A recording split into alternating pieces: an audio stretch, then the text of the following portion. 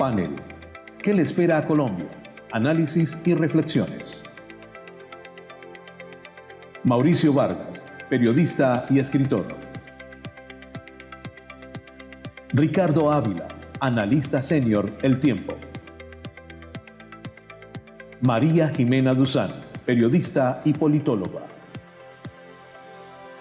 Joel Ackerman, investigador y columnista de opinión. Modera Mauricio Reina, analista Red Más Noticias.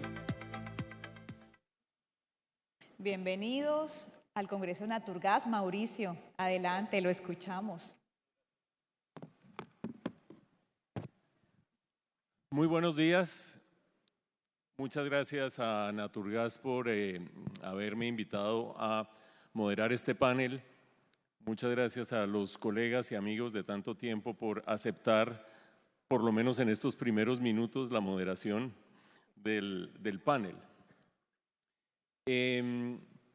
Lo que vamos a tratar de hacer es responder la pregunta central. Ustedes han visto el titular de qué le espera a Colombia, que evidentemente vamos a fracasar en el intento de resolver qué le espera a Colombia, porque son tantas las opciones, está tan lleno de escenarios tentativos el panorama, que lo que vamos a tratar de hacer, y espero que mis compañeros de panel se sintonicen con esa idea, es dar elementos de juicio para que a medida que vayan pasando las cosas en los próximos 2 meses y medio, se vayan acotando esos escenarios.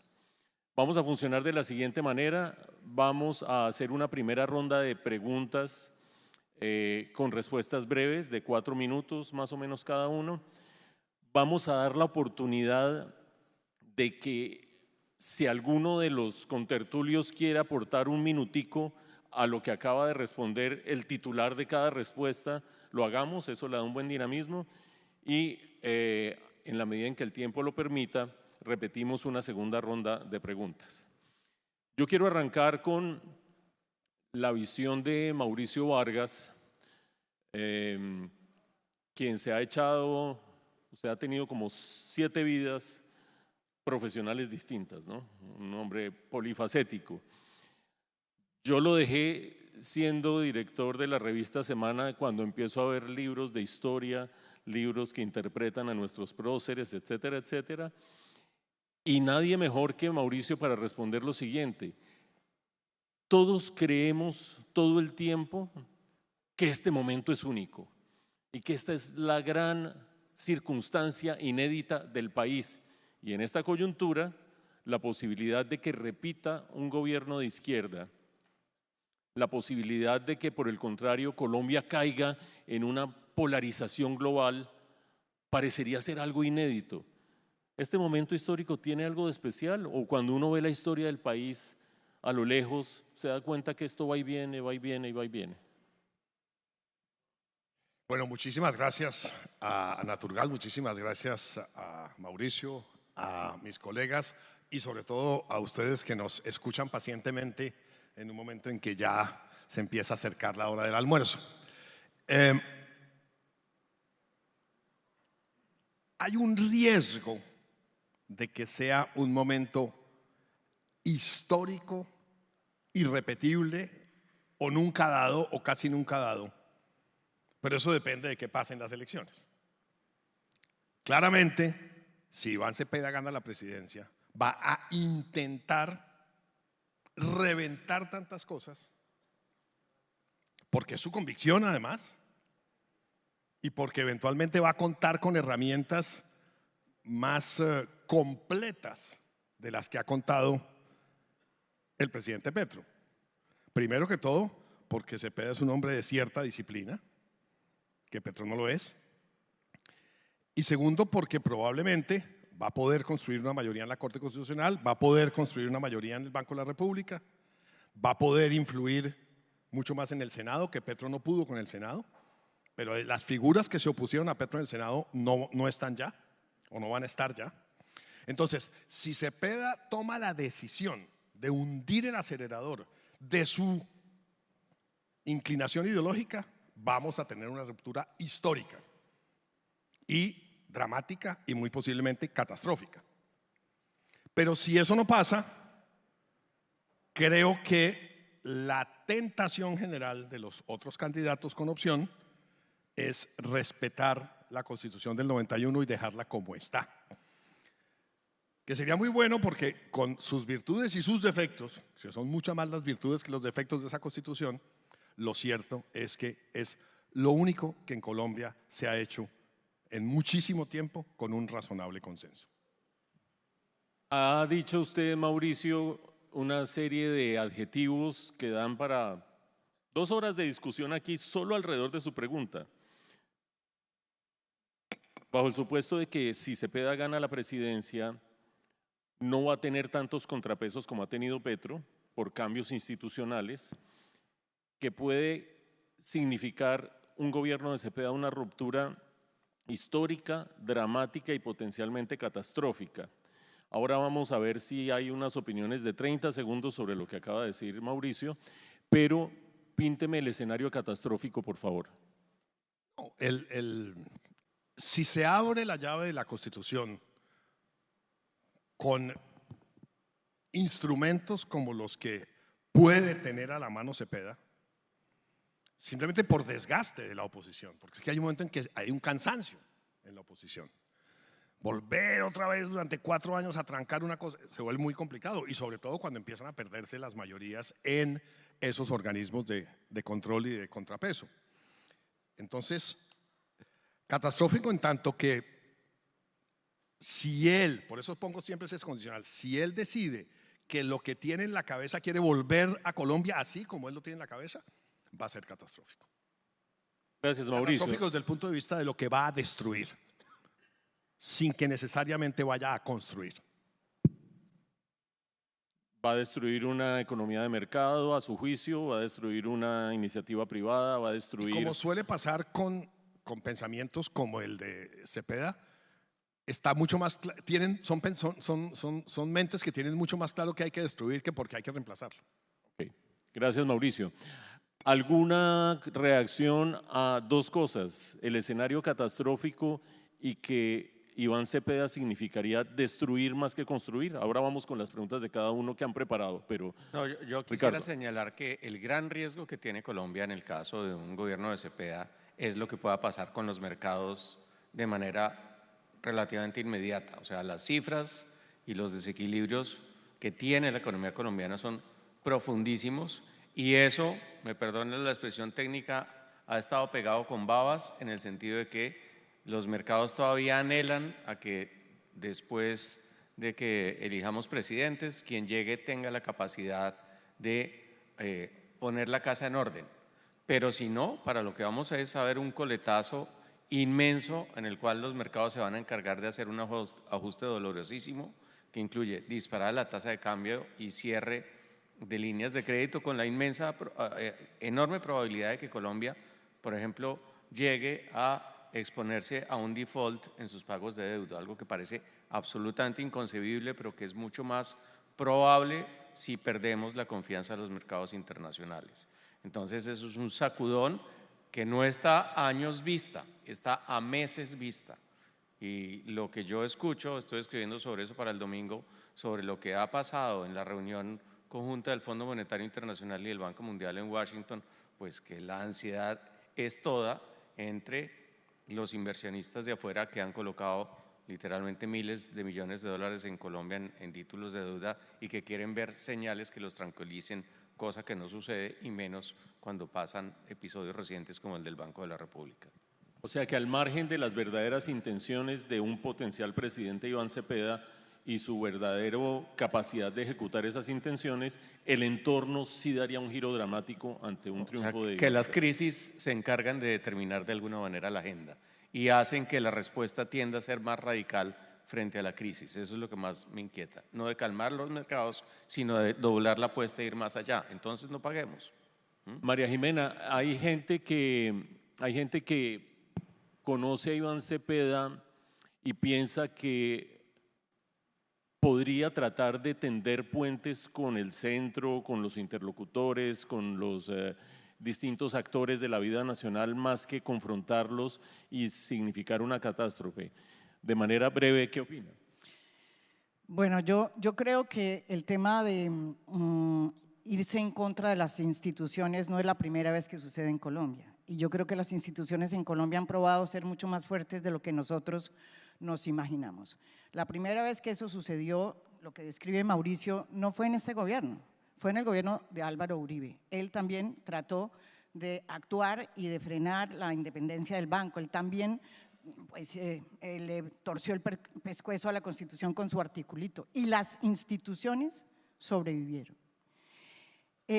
Yo no voy a predecir qué es lo que va a pasar con Iván Cepeda, pero sí voy a decir una cosa que me parece que es evidente. Cualquier cosa que tenga que hacer el nuevo gobierno, si es de izquierda, va a tener que contar con el Congreso y no tiene mayoría en el Congreso, no tiene mayoría en las Cortes, ¿sí? Durante los 8 años del gobierno de Uribe lo que se trató fue precisamente de meterse en las Cortes, ¿sí? Todos los gobiernos que han durado, Santos hizo lo mismo, ¿sí? Durante 8 años, pero las instituciones han sobrevivido.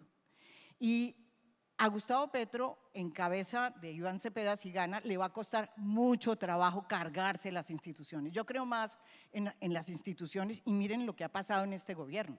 En este gobierno las instituciones han reaccionado.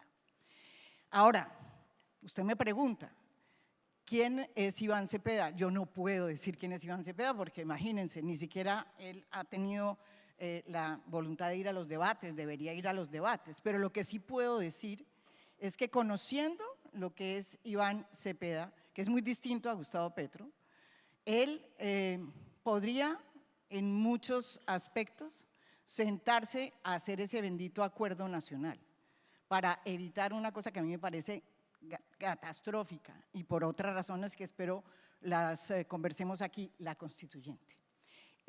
Yo creo que él estaría dispuesto, porque siempre lo ha hecho, ¿sí?, a cruzar esas líneas. De hecho, yo vi cómo José Félix Laforí terminó cruzando esa línea por cuenta de Iván Cepeda, ¿sí? Y se hizo una reforma agraria con Fedegan. Entonces, pues, yo veo lo que veo y me parece que plantear que ya una cosa es así, creo que el país ha cambiado mucho. Y ya hoy tenemos un fenómeno distinto en términos de política y de escenarios políticos, pero lo dejo ahí. En un momento vamos a hablar de cómo ha cambiado el país y además hacer una aclaración. Estamos hablando de un escenario hipotético de un triunfo de Iván Cepeda. Ahorita vamos a hacer una rondita de qué probabilidad le asignan a ese escenario, porque parecería que arrancamos por la esquina. Yoir, ¿alguna reacción al escenario catastrófico? Sí. ¿Y a qué podría significar Iván Cepeda? Ahora le asignamos una probabilidad a esa ocurrencia. Primero, un saludo a toda la audiencia, a Luz Estela por la invitación. Es un placer estar acá con ustedes. Varias reacciones. La primera, digamos, catastrófico es una palabra muy fuerte, pero digamos hay escenarios de riesgo y el escenario de Iván Cepeda no es el único escenario de riesgo. Ayer vimos un debate acá que uno de los colegas con los que estaba viendo el debate me hizo un comentario y me dijo, qué bueno que ese fuera el tarjetón, estaríamos en otro país. Y digamos, fue un debate de ideas, de conceptos, no estábamos de acuerdo con todas, pero hubo ataques personales, pero dentro de un contexto que es lo que nosotros conocemos como la democracia y como el sistema electoral. Lo que no se vio ayer es lo que, digamos, genera esos elementos de miedo, que son, de nuevo, después de venir de un gobierno que llegó sin entender el ejercicio del gobierno a la posición más importante del país, pues estamos de nuevo ante una opción igual. Iván Cepeda, que no conocemos muchas de sus cosas, no conocemos su plan económico, pero sí conocemos ciertas de sus posturas, pues generan unas preocupaciones muy fuertes. Sabemos que, digamos, puede estar en la convicción de la nacionalización de ciertos sectores, el tema de la salud, el tema que hoy nos reúne acá de petróleo y energía, gas. Digamos, son elementos en donde las posiciones que uno le ha visto durante los años son posiciones muy preocupantes, pero por lo menos conocemos sus posiciones El gobierno de Petro ha sido un gobierno cambiante, disparejo, un día dice una cosa, otro día dice una cosa. El candidato Iván Cepeda por lo menos ha tenido una disciplina institucional en su discurso, lo cual no es bueno, pero por lo menos sabemos qué es lo que está planteando. Y en ese sentido, de nuevo volvemos a, no, digamos, el peligro no es únicamente Iván Cepeda, es lo que representa de la posibilidad de un nuevo presidente que llegue a aprender al ejercicio del gobierno a la posición más importante del país. Venimos de 4 años de eso de Petro, antes 4 años de eso de Duque, en donde pues también, digamos, la falta de experiencia se vio en la falta de gobernabilidad y pues que esa posición vuelva a ser el escenario posible genera unas preocupaciones muy grandes en cuanto al desarrollo que necesita el país en este momento, que empieza, digamos, 4 años muy importantes, no solo para el sector de la salud, no solo para el sector energético, sino para muchos elementos institucionales, en donde, de nuevo, la posibilidad de que llegue una persona que no tenga esa capacidad y ese conocimiento sobre el ejercicio de gobierno es muy preocupante. Gracias, Joir. Ricardo, las cosas cambian tan rápido en el mundo y en la política mundial que si hubiéramos tenido esta conversación hace 6 meses, uno diría el movimiento del péndulo político es inevitablemente un movimiento hacia la derecha. Y empezaría a citar lo que pasó en Chile, empezaría a citar lo que pasó en Bolivia, empezaría a citar Honduras, Costa Rica. Diría que la influencia de Donald Trump es inevitable en hacer que el continente se mueva hacia la derecha y que en el mundo también se da esa tendencia. Sin embargo, las cosas cambian muy rápido y uno empieza a ver a un Milei cada vez más debilitado, a un José Antonio Kast que entra con unos problemas que eran previsibles, pero no de esta magnitud. Es decir, a su ministra de Ciencias casi no la dejan salir de una universidad a punta de casi que agredirla directamente. En Hungría acaba de haber un cambio político muy significativo. ¿Cómo se ve Colombia en el contexto internacional de un movimiento hacia la derecha o un mareo que produce un péndulo que va y viene con una rapidez cada vez mayor? Gracias, Mauricio. También, ya que esta es mi primera intervención más larga, aprovecho para saludar a toda la audiencia y darle las gracias a Naturgas por traerme aquí a Luz Estela en particular. Lo primero, a mí me parece que más allá de que efectivamente América Latina haya pasado por lo que se llamó la ola rosa, que fue la llegada de presidentes de izquierda a la mayoría de los palacios presidenciales, hay que tener cuidado con las generalizaciones. Cuando uno mira, y hablemos en concreto de las próximas elecciones en América Latina, el tema de Perú, yo sigo creyendo que la probabilidad de que Keiko Fujimori llegue a la presidencia del Perú es, a pesar de ser su otro intento, creo que esta vez la tiene mucho más cercana que nunca antes. Y creo que todas las encuestas en Brasil dan que Lula pierde. Entonces hay que tener cuidado con esas generales, porque no quiere decir necesariamente que entonces uno ya dice, no, es que toda la región se volvió así, porque finalmente todo depende de las dinámicas nacionales. Y en el caso de Orbán en Hungría, evidentemente los abusos que había cometido, los casos de corrupción, Mauricio escribió sobre eso esta semana, pues tiene que ver con una realidad interna más allá de su posición frente a Putin o la Unión Europea. Entonces, hacer esas caracterizaciones, me parece que el mundo oscila entre derecha e izquierda con un gran describimiento de la política. Hay unas realidades innegables en diferentes continentes. En el caso de Europa es absolutamente evidente el surgimiento de los partidos de extrema derecha alimentados por una gran xenofobia, básicamente el temor a la invasión de la migración no latinoamericana, que en eso España tiene un claro muro de contención gracias a los latinoamericanos, sino sobre todo de origen árabe o por el color de la piel, en particular el tema pues, de los africanos que pues llegan a través de las barcas llamadas pateras a la península ibérica o a Italia, etcétera, etcétera. Entonces, ese es un tema en particular.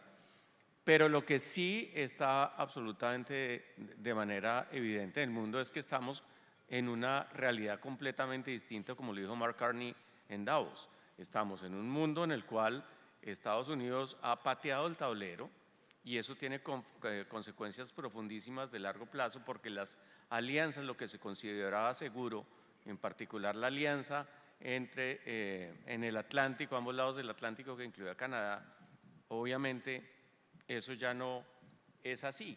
Y de alguna manera uno lo que ve es la manera en que, o la forma en la cual las potencias medianas tratan de establecer cercanía con otras regiones, mientras pues es clarísimo que Estados Unidos y China siguen en su gran confrontación, y eso va a ser la marca de lo que queda de este siglo, por la preponderancia, no solo económica, no solo militar, no solo política, sino sobre todo tecnológica. Entonces, esas son cosas que, por cierto, y ya para concluir esta intervención, sobre las cuales en Colombia tomamos muy poca nota. A mí de las cosas que más me impresiona es, por supuesto, nuestros problemas son angustiantes, agobiantes, y tenemos la ansiedad de lo que va a pasar en las elecciones. Pero cuando uno compara con lo que está sucediendo en el mundo, en las grandes tendencias como este tema de la inteligencia artificial, el envejecimiento de la población, la caída en la natalidad, el calentamiento global, a nosotros esos temas parece como que si no existiéramos. Me lo dijo Luis Alberto Moreno en una entrevista que le hice, que va a salir el domingo del Tiempo. Dice: a veces siento que no estamos en nada, ¿sí? Y realmente eso es un campanazo de alerta, porque esas grandes tendencias globales, por supuesto que nos afectan. O sea, ¿quién pone en duda que por cuenta de lo que está sucediendo en el Medio Oriente, el tema de la autosuficiencia energética y particularmente del gas es absolutamente crucial? ¿Quién pone en duda que Claudia Sheinbaum, con el tal de no depender del todo en sus necesidades de gas natural de Estados Unidos, acaba de dar ese reversazo desde el punto de vista ideológico, que es inmenso, y aceptar que van a hacer fracking en territorio mexicano? Entonces, esas son las realidades de las cuales a veces desconocemos y creemos que vivimos entre nuestras fronteras sin mirar lo que pasa más allá. Ricardo, hay un documento del gobierno de Donald Trump, que es la Estrategia de Seguridad Nacional de octubre del año pasado, que habla de todo el mundo y de América Latina. Es muy escueto, 3 párrafos, pero vaya 3 párrafos. Estados Unidos buscará en la región países amigos. Mejor dicho, no es que busque entre los países a los amigos, va a buscar que los países sean amigos, va a buscar explotar los recursos de la región y va a buscar sacar de la región a China y a Rusia. Y estábamos apenas empezando a leerlo y a decir: ¡oh, qué retórica! Cuando sácate 3 de enero y sacan a Nicolás Maduro de Caracas. En Honduras, en Costa Rica, tuvo injerencia soft, más o menos, Estados Unidos, en Honduras no tanto, más fuerte. En Argentina, en las parlamentarias, mandó a su secretario del Tesoro a decir: aquí está el dólar para respaldar a Milei. ¿En Colombia qué? No, de manera breve para que lo controviertan. Colombia se alía con Brasil. Cuando Trump se va contra Lula por el tema de la condena o de la acusación inicial, posterior condena contra Bolsonaro, Lula resucitó políticamente en Brasil. Que Estados Unidos trate de actuar aquí como actuó en el caso de Honduras o como el caso de Argentina, eso sí que es darle gasolina a la izquierda. Entonces sería un error estratégico absolutamente, realmente de gran magnitud, porque influiría en el resultado de las elecciones. Espero que eso no suceda. Muy bien. María Jimena, Mauricio y Joir. María Jimena. Lo de la influencia de Donald Trump hasta ahora en las elecciones colombianas le ha funcionado a Petro, con todo, con la lista OFAC y con la decisión de abrirle una investigación, así sea parcial, no sé cómo es la investigación, pero existe, contra el presidente Gustavo Petro en el Departamento de Justicia. Y hay un caso muy interesante, Canadá, ¿sí? Canadá iba ganando el partido de derecha, ¿sí? Cuando se metió el señor Donald Trump a decir que quería medio Canadá y anexarlo, ¿ganó quién? Pues la izquierda, ¿sí?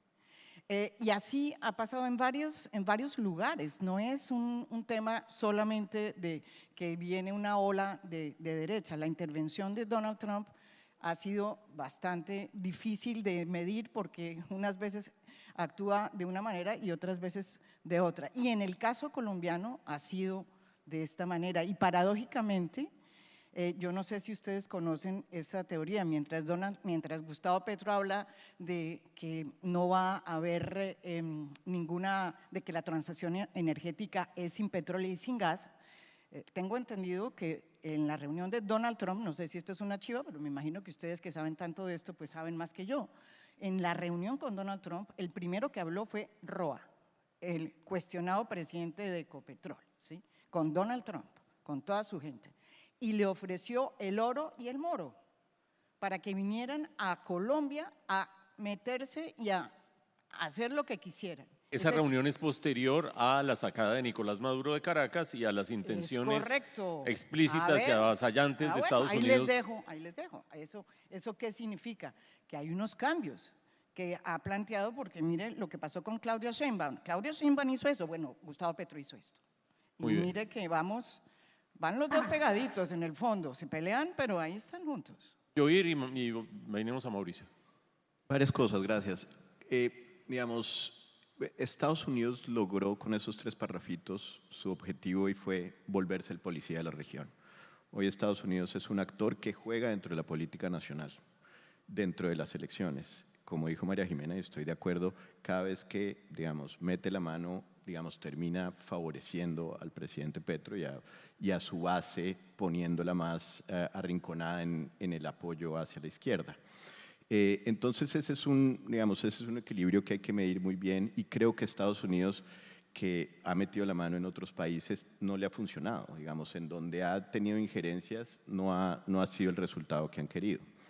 Pero de nuevo, pues la extracción de Nicolás Maduro, los mensajes fuertes, la policía de garrote, ha hecho que el papel de Estados Unidos sea claro, en donde hay 3 elementos importantes: drogas, inmigración y colaboración de información.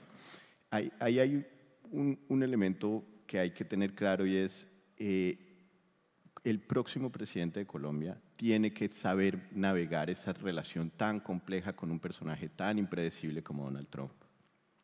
Pero en ese ejercicio tiene que, digamos, saber navegar cuáles son esas posturas de esos 3 temas.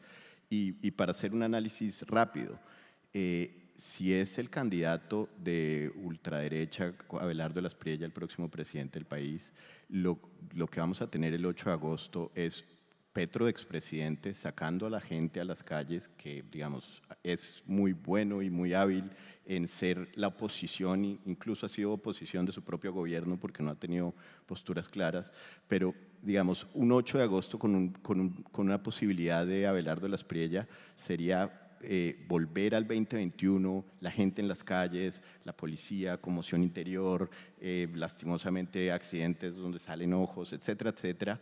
Escenario en donde, contraproducentemente, como pasó en 2021, fue donde más droga salió hacia Estados Unidos, porque cuando las autoridades están abocadas a contener lo que está pasando internamente, pues, digamos, los carteles están aprovechando eso para sacar drogas. Entonces, Estados Unidos yo creo que tiene el cálculo de ese ejercicio en donde apoyar seguramente a la derecha puede tener unas implicaciones muy, muy complejas dentro de los cálculos que a ellos les importan, y es droga en el territorio nacional. Gracias, Yoir. Mauricio.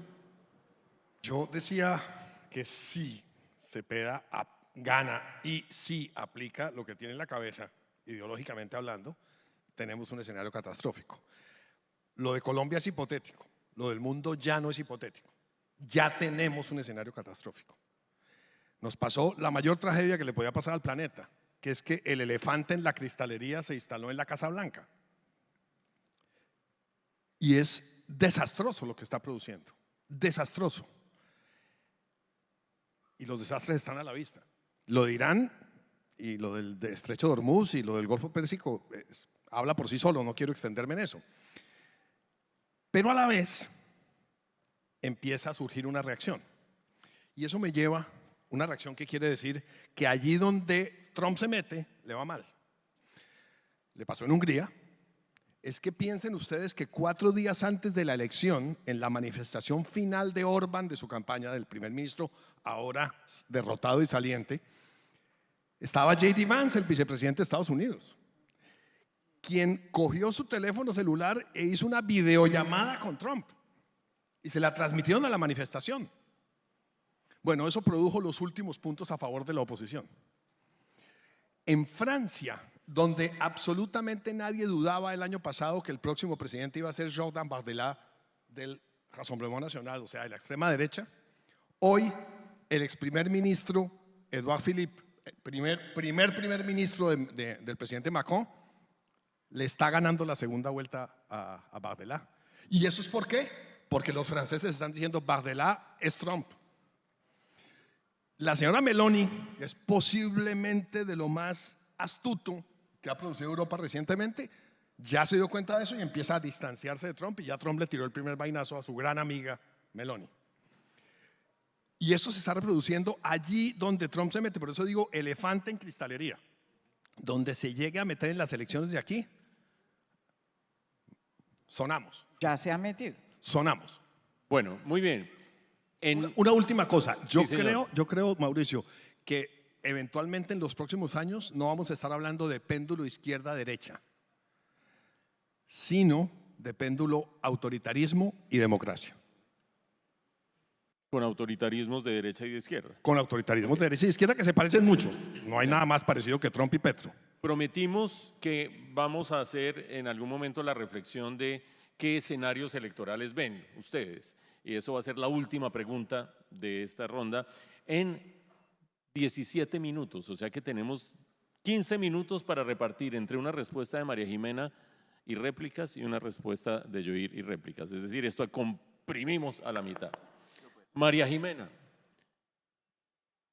Pues. lo que estamos viviendo en Colombia es una polarización llevada por las redes sociales, llevada por la desinformación, llevada por la capacidad demagógica de los políticos, o aquí hay una fractura, lo que los argentinos han denominado una grieta que ha partido el país en dos. A ver, yo creo que cuando nos centramos solo en el tema de la polarización, que no es una singularidad colombiana, sino es lo que le está pasando al mundo, ¿sí? Por cuenta de las redes, de la manera como todo está funcionando y sobre todo como la política se está entendiendo, perdemos de vista qué es lo que realmente está cambiando en el país. Desde luego hay polarización, pero polarización ha habido en este país hace muchos años, produjo una guerra, la violencia, ¿les parece poco? Entonces, polarización ha sido parte de la política, de la ADN, de la historia colombiana. ¿Qué es lo que pasa acá hoy? Yo sí creo, y esto muy corto, yo creo que este país cambió, y no por Gustavo Petro, es que ha cambiado por muchísimas cosas que han sucedido desde el gobierno de Álvaro Uribe, que es un gobierno con el que yo pues obviamente no comparto muchas cosas, pero le reconozco que bajó los niveles de violencia luego de que negoció con los paramilitares. Después vino Santos, ¿sí? Hizo el acuerdo con las FARC, que hoy niega la derecha, ¿sí? Muy bien, el país mejoró, el país cambió, y después posiblemente debido a eso llegó el primer presidente de izquierda a este país.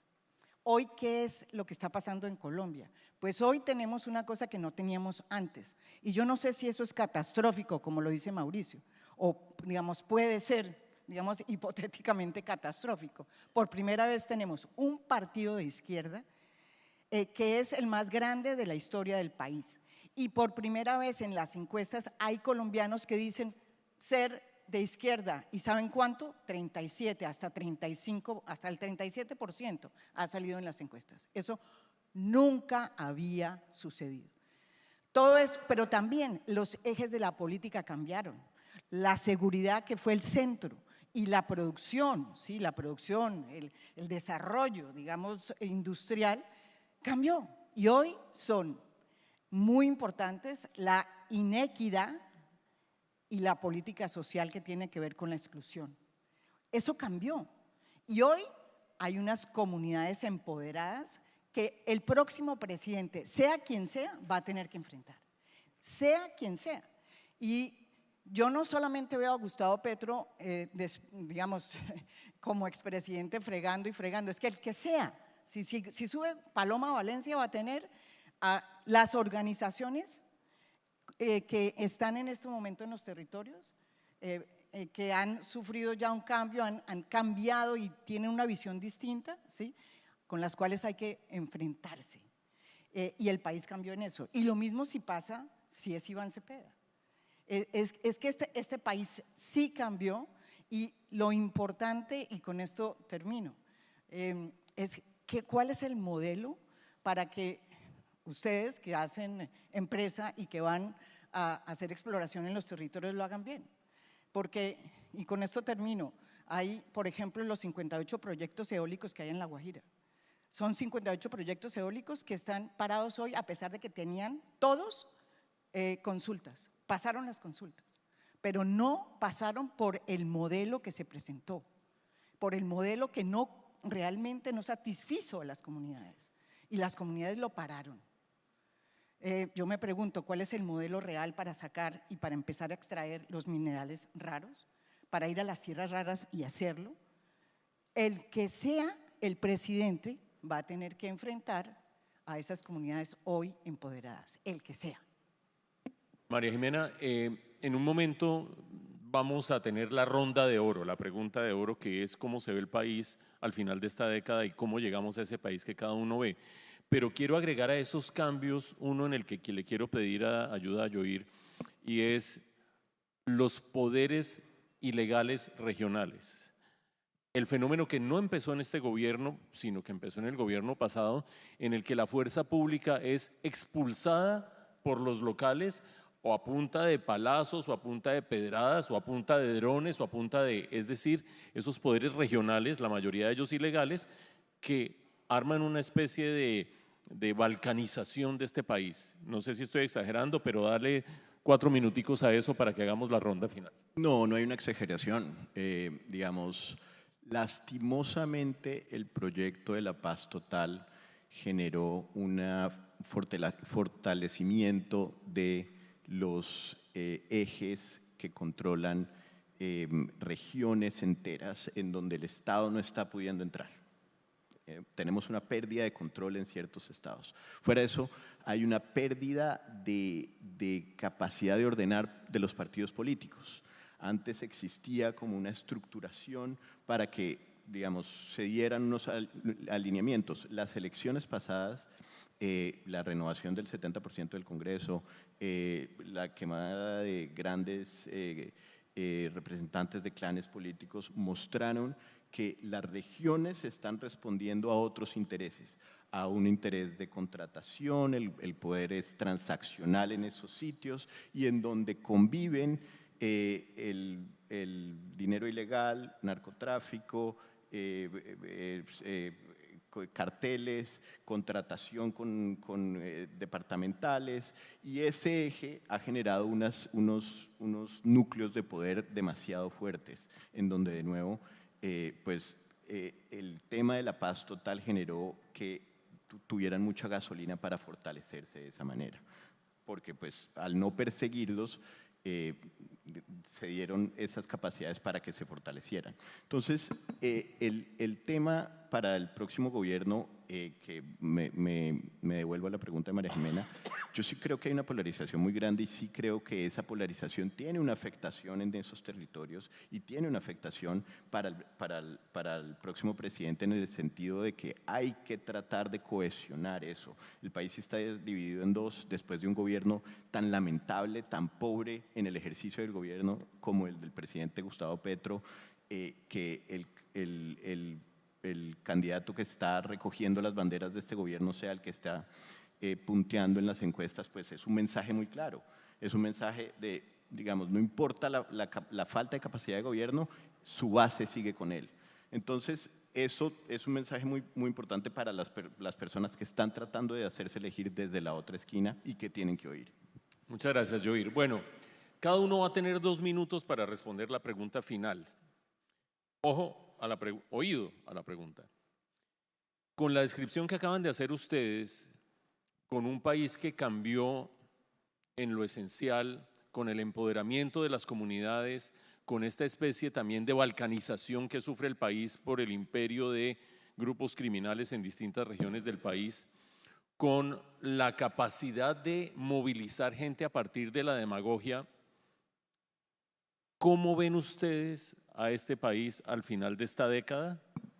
Y en el corto, ¿y cuál es el primer paso, es decir, el electoral, que nos va a llevar a ese escenario de final de la década? 2 minutos, Mauricio. Bueno, a la pregunta sobre el final de la década renuncio me rindo. Por dignidad. Soy incapaz, no sé qué va a pasar en la semana entrante, no quiero lanzarme con la final de la década. Pero con respecto a las elecciones, más que hacer predicciones, que es fácil hacerlas e irresponsable hacerlas, hay 2 datos que me parece interesante tener en cuenta de cruces que hice de las distintas encuestas del último mes. Cuando a la gente le preguntan por quién votó en 2022 en segunda vuelta, dicen, obviamente, un poco más de la mitad Gustavo Petro, un poco menos de la mitad Rodolfo Hernández. Cuando a los que votaron por Gustavo Petro les preguntan por quién van a votar, 73% dice Cepeda. Ojo, 73. Ahí hay un cuarto del electorado de Petro en segunda vuelta que no está hoy, puede que mañana sí, pero hoy no está con Cepeda. Cuando le preguntan a los de Rodolfo Hernández, el 95% dice o Paloma o de la Espriella. Eso es interesante, dejo ese primer dato. Segundo, una diferencia entre las encuestas de diciembre y las del último mes. En diciembre, Cepeda les ganaba a todos los centro-derecha sumados. A pesar de que él tenía el 35, 37 en ese momento. Porque había mucho indeciso y había mucho blanco y también había otros votos de izquierda por ahí repartidos, pequeños.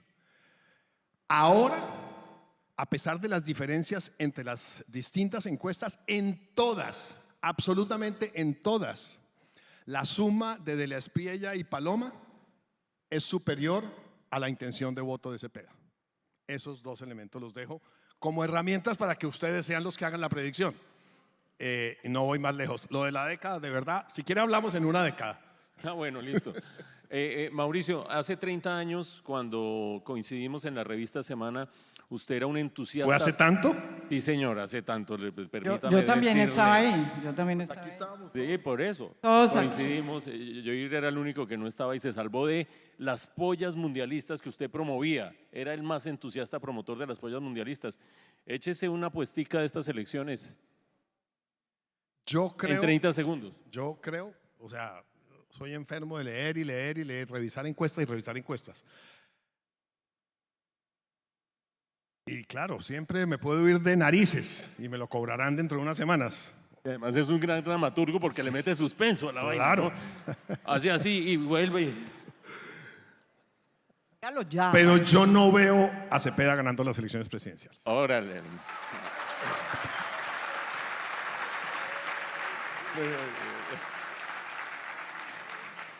Acuérdense que en el mundo hay aires de demagogia que están tomando.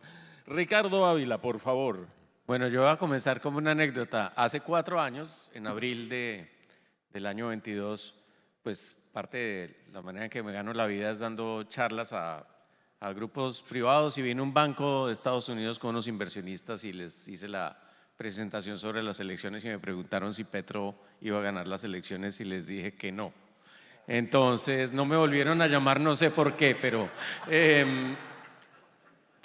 lo que quiero decir es que por supuesto todas las predicciones hay que tomarlas con un grano de sal. No, lo primero, yo estoy de acuerdo con Mauricio, pero indudablemente en eso uno tiene el sesgo de lo que desea. Creo que una presidencia de Iván Cepeda realmente sería muy compleja para este país y nos traería crisis que no somos ni siquiera capaces de visualizar, más allá de los otros temas que nos inquietan. Pero dicho lo anterior, también hay que hacer un ejercicio que es responsable y es imaginarnos el escenario de que sí gane. ¿Cómo vamos a vivir? Como decía el gran filósofo Francisco Maturana, que le preguntaban qué pasaba si Colombia perdía, decía al otro día el sol vuelve a salir. Y aquí el sol seguirá saliendo y hay que aprender entonces a ver cómo navegamos esas aguas. Entonces, más allá de hacer el ejercicio de votar y de pensar con el deseo, sin duda alguna hay que también estar pensado. Y sobre el tema de las predicciones, vea, más allá de si es al final de esta década, Colombia por supuesto que tiene muchos elementos a favor para ser un mejor país de lo que es.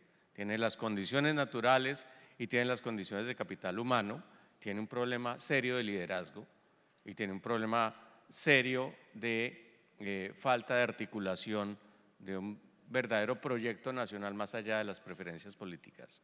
Pero digamos, otros países lo han logrado, no veo por qué nosotros no, y nosotros creo que tenemos un punto de partida mucho más promisorio desde la razón de las condiciones objetivas.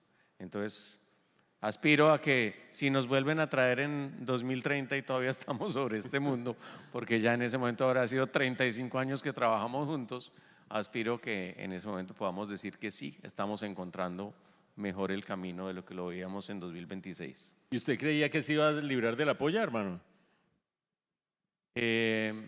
No, a mí, o sea, el tema fundamental, o sea, es evidente que vamos para una segunda vuelta, el tema fundamental es quién pasa a la segunda vuelta.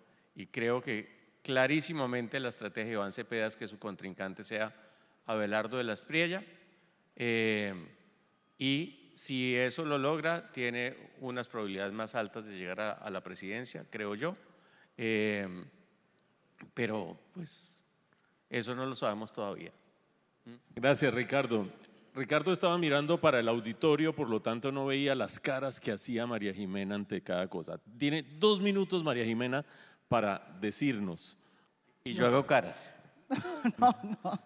No, yo no, tampoco soy prestidigitadora, esa vaina no me da, mejor dicho, no voy por ahí, pero yo solo le pediría a Iván Cepeda, si llega a ser presidente, que traicione a Gustavo Petro, como lo hizo Juan Manuel Santos con Álvaro Uribe, para que gobierne él, ¿sí? Y lo mismo le pediría a Paloma, si gana como presidenta, que gobierne ella y que deje de tener como papá a Álvaro Uribe, que gobiernen los que elegimos.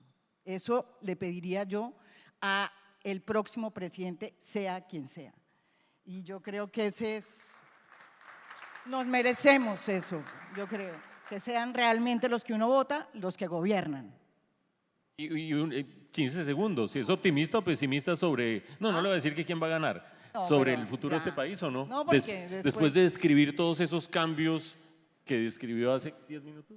Es que mire, el que gane, el presidente que gane o la presidenta que gane, es más, a mí me parece, yo tengo muy buena relación con Paloma, me parece una mujer encantadora, buena, preparada, buena persona, ¿sabe?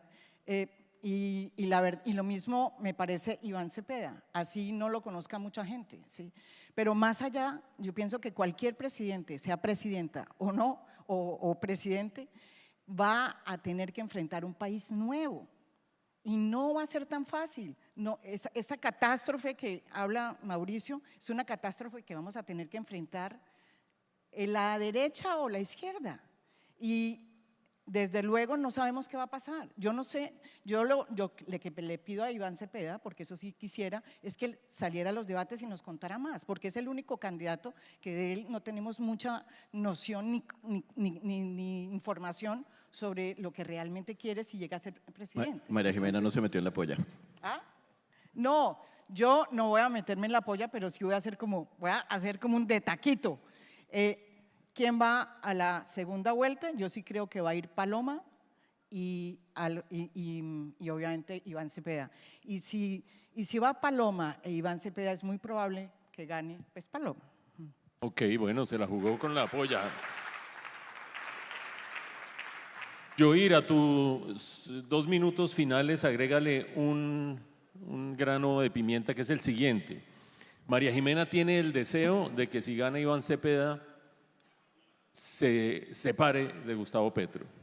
Si ese deseo se cumple, cualquiera que gane las elecciones va a tener a Petro en la oposición. ¿Qué significa eso? El próximo presidente es una excelente pregunta, Mauricio, porque el próximo presidente, sea quien sea, va a tener a Gustavo Petro, expresidente, que es un personaje que lo único que ha sabido hacer durante los últimos años es oposición. Por eso fue tan buen congresista, porque se dedicó desde ese papel a hacer oposición en su gobierno. Increíblemente también se dedicó a hacer oposición de sí mismo por la falta de programa y por la falta de gobierno. Entonces, el próximo presidente va a enfrentar a un Gustavo Petro sacando a la gente a las calles, sea quien sea, y estoy de acuerdo con María Jimena, yo creo que si es la posibilidad de que Iván Cepeda llegue al gobierno, muy rápidamente se va a deshacer de lo que significa Gustavo Petro. La dificultad de Iván Cepeda es navegar entre acercarse al petrismo, pero alejarse de todo lo que significa Gustavo Petro o este gobierno que ha sido corrupción, falta de gobierno, etcétera, etcétera. Entonces, digamos, eso va a ser un elemento muy complejo. El segundo elemento muy complejo es un Congreso con una renovación del 70%, lo que quiere decir que el 70% llegan a aprender al ejercicio legislativo en el poder, que va a generar un retraso también dentro de este sistema de pesos y contrapesos entre el Ejecutivo y el Legislativo. Pero para ir a la polla y ir a la pregunta, yo me voy a mandar. Yo hablaba con Luz Estela hace un tiempo y le decía que tomar decisiones políticas basadas en las encuestas es como tomar decisiones económicas basadas en el horóscopo. Las encuestas presentan una imagen y es una imagen muy clara de un momento muy particular que es este. Si las elecciones fueran mañana, lo que nos están mostrando esas encuestas es que el candidato Abelardo de la Espriella, que no lo hemos analizado suficiente porque ese es otro peligro de estas elecciones, diferente al de Iván Cepeda, pero un peligro real. Pero, digamos, lo que muestran esas encuestas es que el candidato Iván Cepeda está logrando un techo. Lo que muestran las encuestas también es que Iván Cepeda en la segunda vuelta, que seguramente va a llegar a la primera vuelta, en la segunda vuelta tiene ese techo. Entonces, el ejercicio es quién llega a competirle. Y lo que está mostrando esas mismas encuestas es que Paloma, y efectivamente el tema de las elecciones primarias, funcionó y Paloma está generando como esa inercia y esa cohesión en donde es el centro el que va a terminar eligiendo a ese candidato. Entonces yo creo que en el escenario en que lleguen Paloma e Iván Cepeda a la segunda vuelta es Paloma la ganadora, si las elecciones fueran mañana. Yo agregaría una cosa. Señora. Además de los datos de Mauricio, hay 23% de personas que todavía no están decididas para votar. Y esas las que van a decidir quién va a ser el próximo presidente o la próxima presidenta. Está totalmente abierto el juego. Bueno, pues muchas gracias, Jovir, gracias, María Jimena, Ricardo, Mauricio, gracias a ustedes. Un aplauso para los panelistas, por favor.